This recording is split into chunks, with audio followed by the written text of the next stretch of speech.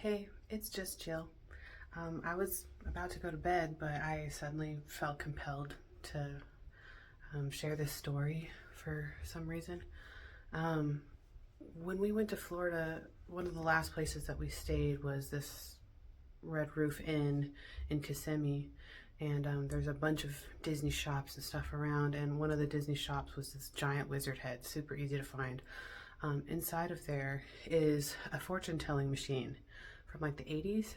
It's called Zoltan or something. I know everybody can like open up the cabinet and dress them up however they want. This one was like classically dressed or whatever, but I feel like God was sending me a lot of signs in the months, before we even moved. And I was told pretty much to pay attention to the signs.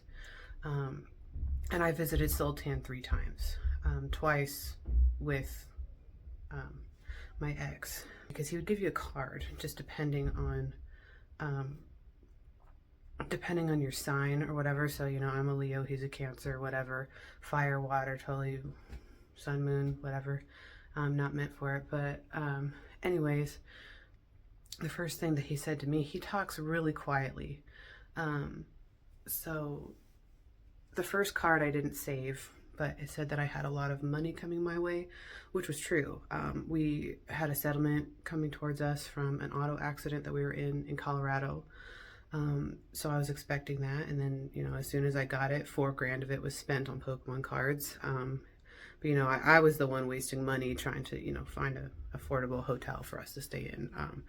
While he was funding the business and fueling the business that didn't have a license or a brick and mortar or even an online store. But anyway, the first thing said that, I would get money, and I was like, yeah, it makes sense. And then that's what it said on the card.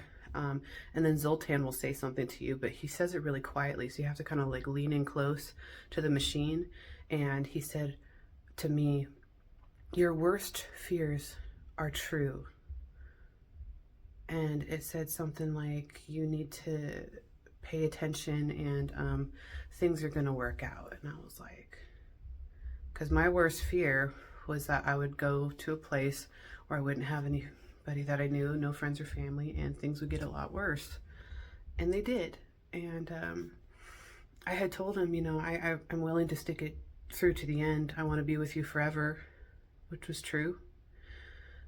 But I told him that I saw myself like tending to him on his deathbed, and that he died with a family around him and he didn't have to be alone and all this stuff. And after that story, things got a lot more intense abuse-wise. It gave him permission to be like, oh, well, I can pretty much guarantee that I'm not going to lose you. Now I can do whatever I want to you.